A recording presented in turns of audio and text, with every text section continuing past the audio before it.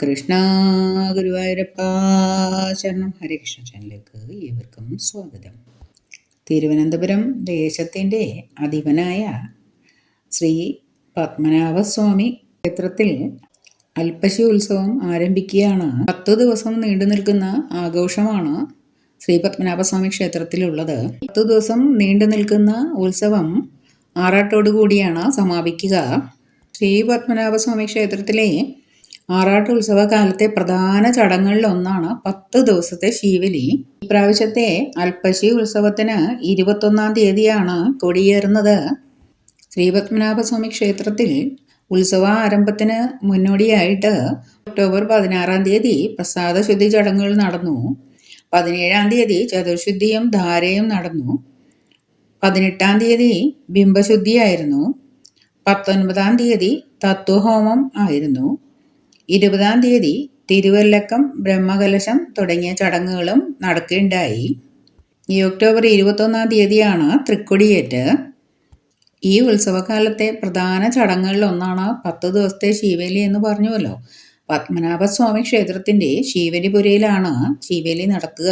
ശ്രീ പത്മനാഭസ്വാമി, ശ്രീകൃഷ്ണസ്വാമി, നരസിംഹമൂർത്തി എന്നീ ദേവന്മാർ ശീവേലിപുരയ്ക്ക് ചുറ്റും നടത്തുന്ന പ്രദർശനമാണിത്. പൂക്കൾ കൊണ്ട് അലങ്കരിച്ച പല്ലക്ക് പോലത്തെ വിവിധ വാഹനങ്ങളിലാണ് ഭഗവാന്മാരുടെ എഴുന്നള്ളത്ത് നടക്കുക. ശീവേലിക്ക് തിരുവിതാംകൂർ രാജകുടുംബത്തിലെ രാജസ്ഥാനീയൻ അകമ്പടി സേവിക്കുന്നതാണ്. ഉത്സവ ദിവസങ്ങളിൽ എല്ലാ ദിവസവും വൈകിട്ട് 4:30-നും രാത്രി 8:30-നുമാണ് ശീവേലി നടക്കുക. പ്രകാരം വാഹന ശീവേലിക്ക് പുറപ്പെടുന്ന വിഗ്രഹങ്ങളിൽ ശ്രീ പത്മനാഭസ്വാമിയുടേത് സ്വർണം പൊതിഞ്ഞതാണ്. ശ്രീകൃഷ്ണ ഭഗവാന്റെയും ശ്രീ നരസിംഹമൂർത്തിയുടെയും വിഗ്രഹങ്ങൾ വെള്ളിയിലുള്ളവയാണ്. ശീവേലി പുറപ്പെടുമ്പോൾ കിഴക്കേ നടയിലും പടിഞ്ഞാറേ നടയിലും ശീവേലി വാഹനങ്ങളെ നിർത്തിയിട്ട് ഭഗവാന്റെ വിഗ്രഹങ്ങളിൽ പന്നീരു തെളിക്കലും ദീപാരാധനയും ഒപ്പം നടത്താറുണ്ട്. സ്വർണ്ണ നിർമ്മിതമായ പനിനീർ പാത്രങ്ങളാണ് ഉപയോഗിക്കാറ്. ഇനി ശീവേലിയുടെ പ്രത്യേകത എന്താണെന്ന് നോക്കാം. ഓരോ ദിവസവും ഓരോ വാഹനത്തിലാണ് ശ്രീ പത്മനാഭസ്വാമിയെയും ശ്രീ നരസിംഹസ്വാമിയെയും ശ്രീകൃഷ്ണസ്വാമിയെയും എഴുന്നള്ളിക്കുക. ഇനി നമുക്ക് ഓരോ ദിവസത്തെ വാഹനങ്ങൾ ഏതൊക്കെയാണെന്ന് നോക്കാം. ഉത്സവത്തിൻ്റെ 1-ാം ദിവസമായ 21-ാം തീയതി സിംഹാസന വാഹനത്തിലാണ് എഴുന്നള്ളിപ്പ്. അന്നേ ദിവസം രാത്രി 8:30-ക്ക് മാത്രമേ ശീവേലി ഉണ്ടായിരിക്കത്തുള്ളൂ. 22-ാം തീയതി, അതായത് 2-ാം ഉത്സവത്തിന് വാഹനത്തിലാണ് എഴുന്നള്ളിപ്പ്. ഉത്സവത്തിൻ്റെ 2-ാം ദിവസം മുതൽ 2 നേരവും ശീവേലി ഉണ്ടാകും. അതായത് 4:30-നും രാത്രി 8:30-നും ശീവേലി ഉണ്ടായിരിക്കുന്നതാണ്. 3-ാം ദിവസമായ 23-ാം തീയതി കമലവാഹനത്തിലാണ് എഴുന്നള്ളത്ത്. 4-ാം ദിവസമായ 24-ാം തീയതി പല്ലക്ക് വാഹനത്തിലാണ് എഴുന്നള്ളത്ത് നടക്കുന്നത്. 25-ാം തീയതി, അതായത് 5-ാമത്തെ ഉത്സവത്തിന് ഗരുഡവാഹനത്തിലാണ് എഴുന്നള്ളത്ത് നടക്കുന്നത്. 6-ാം ഉത്സവ ദിനത്തിൽ 26-ാം തീയതി ഇന്ദ്രവാഹനത്തിലാണ് ഭഗവാന്റെ എഴുന്നള്ളത്ത്. 27-ാം തീയതി, അതായത് 7-ാം ഉത്സവ ദിവസം പല്ലക്ക് വാഹനത്തിലാണ് ഭഗവാന്റെ എഴുന്നള്ളത്ത് നടക്കുന്നത്. ശ്രീ പത്മനാഭസ്വാമി ക്ഷേത്രത്തിലെ ഉത്സവത്തിൻ്റെ അവസാനത്തെ 3 ദിവസം ഗരുഡവാഹനത്തിലാണ് എഴുന്നള്ളത്ത് നടക്കുക. അതായത് 28, 29, 30 എന്നീ തീയതികളിലുള്ള ഉത്സവത്തിന് ഗരുഡവാഹനമാണ് എഴുന്നള്ളത്തിന് എടുക്കുന്നത്. 28-ാം തീയതി വലിയ കാണിക്കയാണ്.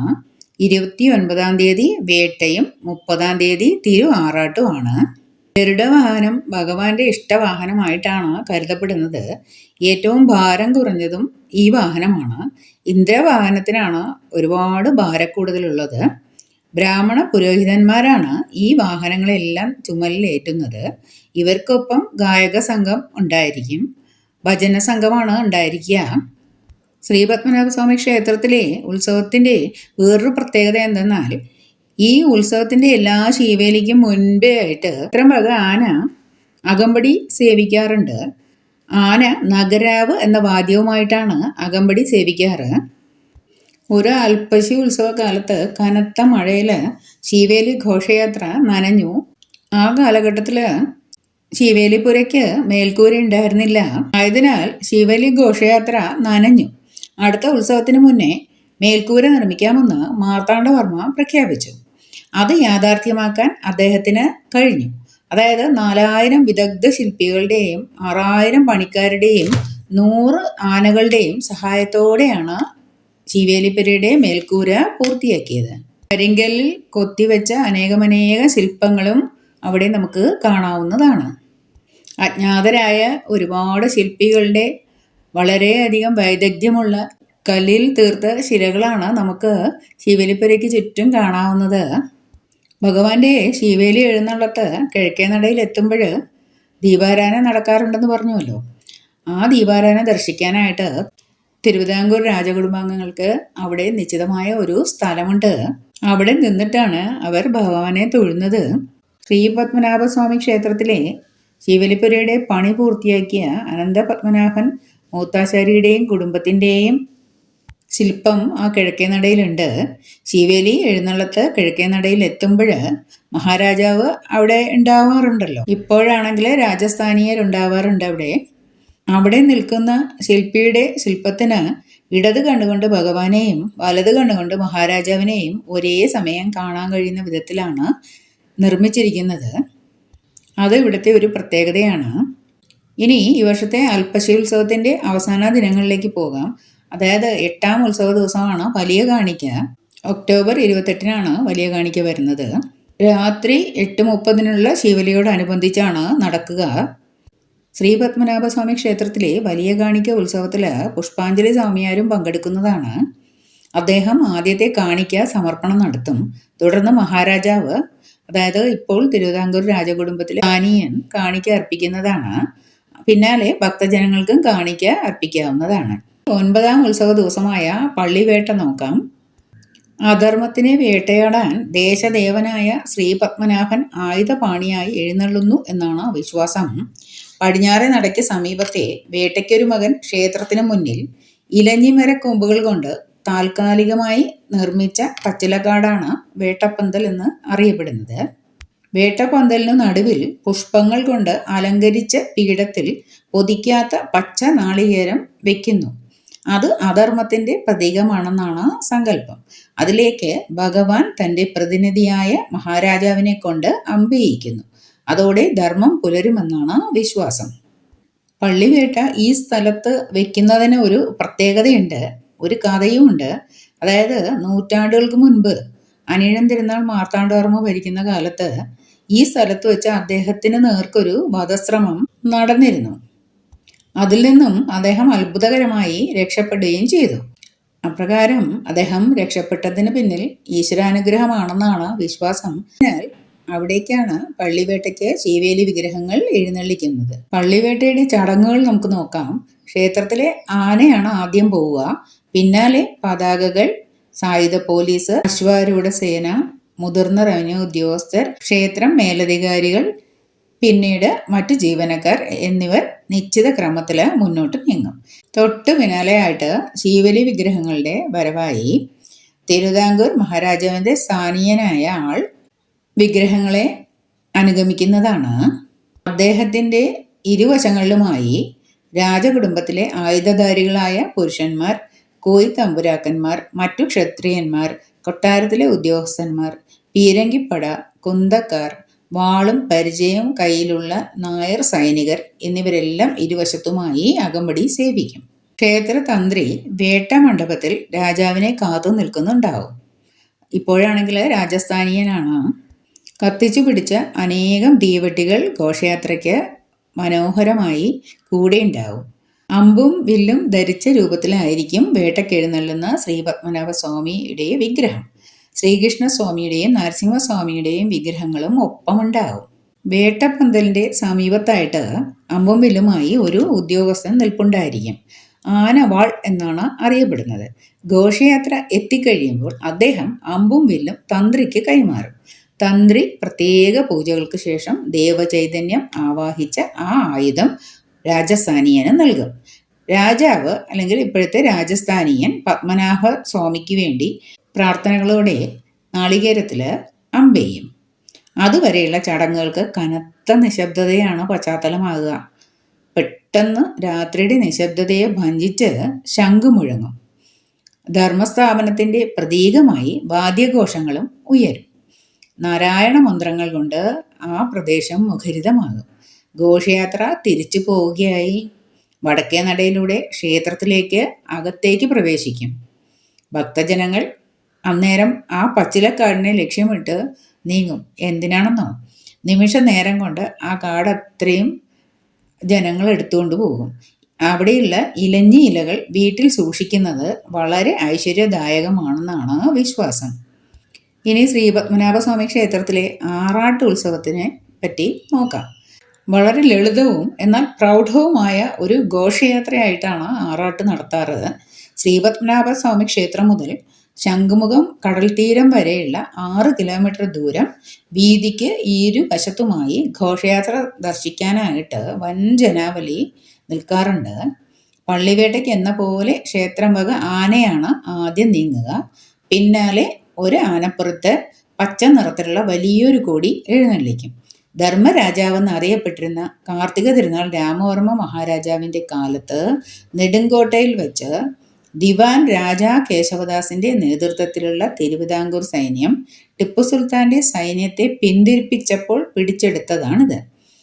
തിരുവിതാംകൂർ സൈന്യത്തിന്റെ ധീരതയുടെ പ്രതീകമായിട്ടാണ് ആറാട്ട് ഘോഷയാത്രയിൽ ഇത് പ്രദർശിപ്പിക്കുന്നത്. ഇന്നലെ സായുധ സൈന്യം, അശ്വാരൂഢ സേന, പഴയ തിരുവിതാംകൂർ സൈന്യത്തിലെ കുന്തക്കാർ, കോൽക്കാർ തുടങ്ങിയവര്, പിന്നീട് പീരങ്കി പടയാളികൾ, വാളും പരിചയം ധരിച്ച നായർ സൈനികർ, മുതിർന്ന ഉദ്യോഗസ്ഥർ, ക്ഷേത്രം മേലധികാരികൾ എന്നിവർ മുൻനിരയിലുണ്ടാവും.